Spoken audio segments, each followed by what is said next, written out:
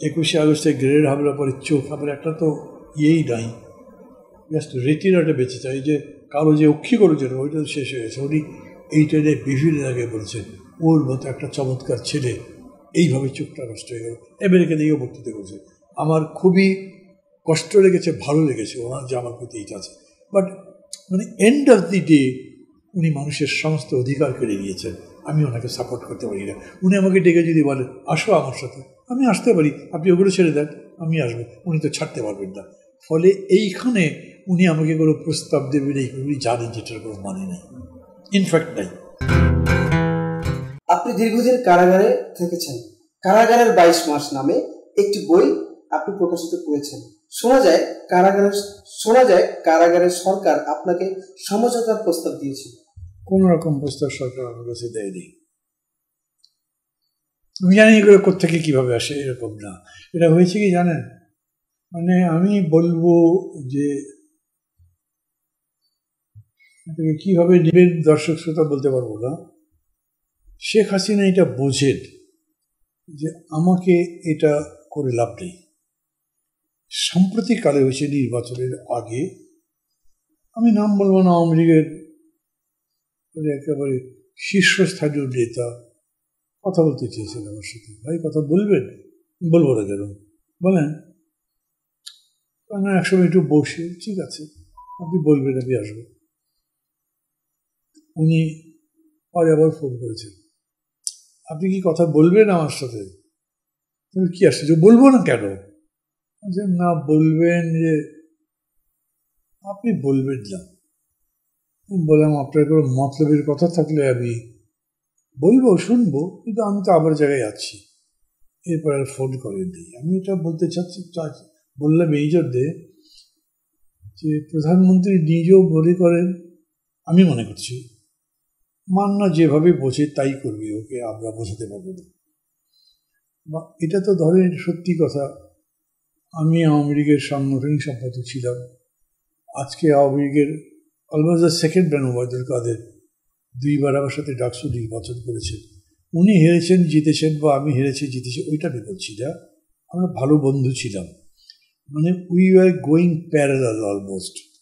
যদিও আমার track record আরও ভালো ছিল তার চাইতে। আরও অন্যান্য মন্ত্রী, প্রেসিডেন্ট সদস্য আছেন, তাদের কেউ আমার জুনিয়র ছিলেন, কেউ আমার সাথের ছিলেন, তাদের আমি বলবো একবার ফরচুনও মানিয়ে ফেলেছেন। আমি তো ওগুলো বুঝেছি, কিন্তু আমি যাইনি ওটাতে। এবং আমি এখন যেখানে আছি নিশ্চিতভাবেই অর্থনৈতিকভাবে আমি যথেষ্ট সংকটে আছি। অন্যান্য দিকে আমাকে অনেক স্ট্রাগল করতে হচ্ছে। মানে এইটা ওনারা মনে করেন যে ও সব কিছুর মধ্যে থেকেও বেরিয়ে যেতে পেরেছে, ওকে টেনে লাভ নেই। মানে আমাকে তারা এই ধরনের কোনো ইয়ে করেছেন সেরকম না। মানে আমি যদি বলি না তাহলে একটু খারাপ হয়ে যাবে হয়তো, কিন্তু তারপর আমি বলি আমি যে সাজানো মোর নই, এটা তারা বোঝেন। আছে না এরকম, খুব ব্র্যাক করে, খুব অহংকার, আরে ভাই আমাকে কেনা যায় না, আমাকে কেউ দমাতে পারবে না, আমাকে কেউ ভয় দেখাতে পারবে না। কিন্তু দেখেন একসময় সবই সে করছে, ভয়ও পাচ্ছে, দবেও যাচ্ছে, বিক্রি হচ্ছে। আমি কিছুই বলি না, আমি আমারটা করছি। মানে আমি মনে করি যে বলে না, modesty is the best policy. আমি আমাকে চিনি, আমি সবসময় মনে করি যে আমি খুবই অ্যাভারেজ একটা মানুষ, হয়তো অ্যাভারেজের চাইতে সামান্য বেশি আছি, এবং এই সামান্যটা আমাকে বেশ কিছুদিন এগিয়ে নিয়ে গেছে। আমি এরকম কখনো মনে করি না, কারণ আমি একটা খুবই কী বলবো নিম্নবিত্ত পরিবার থেকে আসছি। আমার আপন চাচাতো ভাই, বাবাতো ভাইরা এখনও অনেকে গ্রামে আছেন, হাল চাষ করেন। হাল চাষ করে এখন তো ওইরকম করে হাল চাষটাই, মানে গ্রামে ওই জীবনযাপন করেন। আমার 2-1 এরকম কাজিন ব্রাদারকে আমি দেখেছি, তারা আমার সাথে মেরিটোরিয়াস, কথাও ভালো বলে, কিন্তু তারা তো আমার জায়গায় আসতে পারে, এটা সুযোগের ব্যাপার। ফলে আমি এইরকম কখনো মনে করি না যে অন্য কাউকে অবজ্ঞা করার বা ছোট করবার অধিকার আমার আছে। বিকজ আজকে আমি একটা অপরচুনিটি পেয়েছি বলে আমি জায়গায় এসেছি, কালকে এইখান থেকেও পড়ে যেতে পারি, কোনো বিষয়ই না। ফলে আমি অহংকার করি না, কাজড়ি করি না। আরেকটা জিনিস মনে করি, মানুষ আসলে পরিবেশের দাস। মানে ধরেন অনেক সারেন্ডার করা আমি দেখেছি, একেবারে বাধ্য হয়েও করেছে কেউ কেউ, যদিও আমি ওটা করবো না কোনো। মানে আমার বয়স এখন এমন হয়েছে যে আমার বাঁচারও খুব, কতদিনই বা বাঁচবো, বলে এখন অনেক দিন বাঁচবো, তাই জীবনটা দেখতে হবে, ওইটাও মনে করি। আমি যা করছি তাই করছি, আমাকে কেউ জোর করে কোথাও নিতে পারবে আমি এরকম মনে করি না। মানে আমার এটা মনের মধ্যেকার বিশ্বাস। দেখা যাক, আমাকে ওরা এরকম প্রস্তাব দেননি কোনো সময়। মানে প্রধানমন্ত্রী শেখ হাসিনার পক্ষ থেকে আমাকে লোভ দেখানো, ভয় দেখানো, এগুলো কিছু করা হয়নি। উনি পেছন থেকে কিছু করতে পারেন, সেটা করেছেন হয়তো, আমি জানি না। আওয়ামী লীগের অন্য কোনো নেতাও আমাকে কখনো এইরকম কোনো ট্রিটমেন্ট দেওয়ার চেষ্টা করেনি। কিন্তু ওরা এটা বোঝেন যে আমি যেটা বুঝছি এটা করছি। আর একটা জিনিস আমি মনে করি, ওই কি জানেন, যে লোকটা খুন করেছে উকিল তার পক্ষে মামলা করবো, সবাই বলে না সে খুন করে নাই, সেও বলে না হুজুর আমি করিনি, কিন্তু সে নিজে জানে আমি খুনটা করেছি। মানে একটা অপরাধীও তার নিরপরাধের জন্যে কথা হয়তো বলে, বাট অ্যাট হার্ট তো সে জানে সে অপরাধটা করেছে। এই যে আমি মনে করি, আমি জানি না, এই নিশ্চয়ই আপনারা এইভাবে এই ইন্টারভিউটা দেবেন, আমার অসুবিধা নেই। এই যে প্রধানমন্ত্রী কালকে একটা কথা বলেছেন না, এইবারে যে নির্বাচনটা করলাম 2024-এ, এত ভালো নির্বাচন বাংলাদেশে কখনো হয়নি। Does she believe it? মানে উনি বলছেন একটা মানুষ মারা যায়নি, এই ওই বললেন না, 2-4টা লোক মারা গেলেই ইলেকশনটা খারাপ বেশি। আর আপনি যে কাউকেই দাঁড়াতে দেননি, কাউকে ভোট দিতে দেননি, কেউ ভোট দেয়নি, উনি কি এরকমই যে না উনি মনে করেন আসলেই খুব ভালো নির্বাচন করেছেন? আমি তা মনে করি না। আমি মনে করি যে ওনাকে রাজনীতি এরকম জায়গায় নিয়ে গেছে যে তাকে এই রকম বিহেভ করতে হবে, আদারওয়াইজ শি ডাজন্ট এক্সিস্ট। মানে ধরেন সত্য এখন তার স্বীকার করার ক্ষমতাই নাই। উনি একবারও বলতে পারবেন না যে না আমার নির্বাচনটা ভুল ছিল, তাহলে আপনি থাকেন না। আমার নির্বাচনটা জনগণের রায়ের নয়, তাহলে উনি থাকেন না। উনি যদি বলেন না অর্থনীতি আসলে খুব খারাপ, তাহলে আপনি আছেন কেন? তাজউদ্দিন সাহেব একটা স্টেটমেন্ট দিয়েছেন উনি যখন অর্থমন্ত্রী ছিলেন, দেশের অর্থনীতির অবস্থা খারাপের দিকে।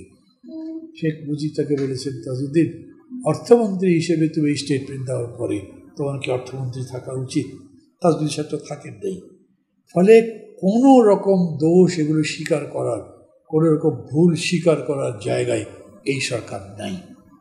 আমি তাদের প্রতি সিম্প্যাথেটিক হচ্ছি, কিন্তু ওই জেদে যখন তারা ক্ষমতায় থাকতে চেষ্টা করছে তখন আমি লড়াই করছি না, আমি ওইটা এগ্রি করবো না। আমি এটার মধ্যে কোনো অন্যায় দেখি না, আমি কোনো বেয়াদবি করছি না। তারা কি করছেন তাদের ব্যাপার, কিন্তু আমি ঠিক মনে করছি আমি এই লড়াইটাই করব। আমি বলতে চাচ্ছি এই বিষয়গুলো ধরে এতগুলো বছরে আমি তো প্রধানমন্ত্রী শেখ হাসিনার অনেক ক্লোজ ছিলাম, উনি আমাকে খুবই স্নেহ করতেন, কোনো আমার সন্দেহ নেই। উনি মানে ওনার নিজের জায়গাটা রেখে বাকি সবাইকে তার পক্ষপুটে রাখবার জন্যে, যাকে যেখানে যেভাবে দেওয়া দরকার, অন্তত খুশি রাখা দরকার, এগুলোর অ্যাটিটিউড তার মধ্যে তখন ছিল, এখন তো দেখছি না। মানে ওবায়দুল কাদেরকে তিনি যেখানে তুলেছেন, বেশ কিছু লোককে, আবার যাকে তিনি দেখতে পারেন না ওর কোনো ভবিষ্যৎ নেই, খাওয়াই নেই তার। তো উনি আমাকে দেখতে পারতেন, এবং এইটা ওনার মনে করবার কথা। যেমন আমি একদিন কথায় কথায় তাকে বলেছি, ক্ষমতায় তো আপনি ছিলেন, মানে আমার দল ছিল, ওই হচ্ছে আমি ছিলাম, কিন্তু আমি কোনোদিন তো নেত্রী আপনার কাছে 5 টাকার একটা তদবির দিয়েও যাইনি। হ্যাঁ, তো কী হয়েছে? না, আমি এটা বলছি যে আপনি এইটা বিবেচনায় রাখলে ভালো, আমি ওইটা নই। নাহলে আমি যখন দলে যোগ দিয়েছি আমি তো বার্গেন করি না আমাকে এইটা দিতে হবে, এইটা দেবে। আমি মনে করেছি যে সমাজতন্ত্র এখন টিকবে না, আপনি কল্যাণ মাস্টারের কথা বলছেন, আপনার সাথে আমি যোগ দিচ্ছি। মানে এগুলোর দিক থেকে উনি মনে করতেন যে মাহমুদুর রহমান মান্না খুবই ফেয়ার একটা ছেলে, ভেরি গুড। যেমন আমার ধরেন ওই যে 21শে আগস্টে গ্রেনেড হামলা পরে চোখ, আমার একটা তো ইয়েই নাই, জাস্ট রেটিনাটা বেঁচে যায়, যে কালো যে অক্ষি করেছেন ওইটা তো শেষ হয়ে গেছে। উনি এই ট্রেনে বিভিন্ন জায়গায় বলছেন ওর মতো একটা চমৎকার ছেলে এইভাবে চোখটা নষ্ট হয়ে গেল। আমেরিকা দিকেও বক্তৃতা করেছে। আমার খুবই কষ্ট লেগেছে, ভালো লেগেছে ওনার যে আমার প্রতি এইটা আছে। বাট মানে এন্ড অফ দি ডে উনি মানুষের সমস্ত অধিকার কেড়ে নিয়েছেন, আমি ওনাকে সাপোর্ট করতে পারি না। উনি আমাকে ডেকে যদি বলেন আসো আমার সাথে, আমি আসতে পারি, আপনি ওগুলো ছেড়ে দেন, আমি আসবো, উনি তো ছাড়তে পারবেন না। ফলে এইখানে উনি আমাকে কোনো প্রস্তাব দেবেন এই উনি জানেন যেটার কোনো মানে নেই, ইনফ্যাক্ট নাই। আপনি একজন দক্ষ রাজনীতিক হিসাবে দেশের এই পরিস্থিতিতে জনগণকে কি বলবেন? আমার প্রথম কথা হলো কি, দেখেন রাজনীতি বলেন, ব্যবসা বলেন, ব্যক্তি জীবন বলেন, উত্থান পতন আছেই, সাফল্য আছে, ব্যর্থতা আছে, কিন্তু আপনি সব কিছু মিলে শেষ পর্যন্ত বিষয়টা বিবেচনা করেন। আপনার জীবন কি সফল কি ব্যর্থ এটা আপনি মধ্য বয়সে নির্ণয় করতে পারেন না, আপনি নিজে আসলে নির্ণয় করতে পারেন না। আপনি যখন নাই মারা গেছেন তখন আপনার জীবন বাকিরা মূল্যায়ন করে। আমাদের সোসাইটিতে চলছে, আমাকে কেউ কেউ জিজ্ঞেস করে ভাই বয়স তো হয়ে গেল আর কবে কিছু হবে না।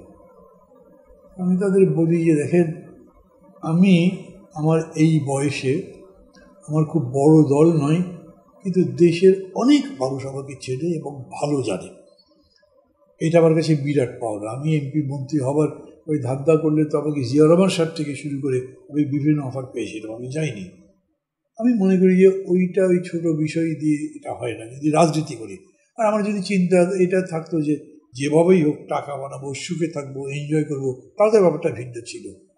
ফলে এরকম হয়েছে যে মানুষ ব্যক্তিগতভাবে যেমন তার নিজের মূল্যায়ন করে, সমাজ রাষ্ট্রকেও তার এরকম করে বুঝতে হবে যে বাংলাদেশে একটা অপার সম্ভাবনা আছে, খুবই প্রতিকূল পরিস্থিতির মধ্যেও আমরা এগোতে পারি।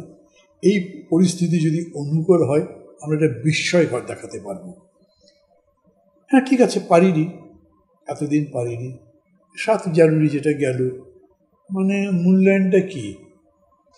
জনগণ তো আমাদের সাথেই ছিল, 95% মানুষ তো ভোট দেয় নাই।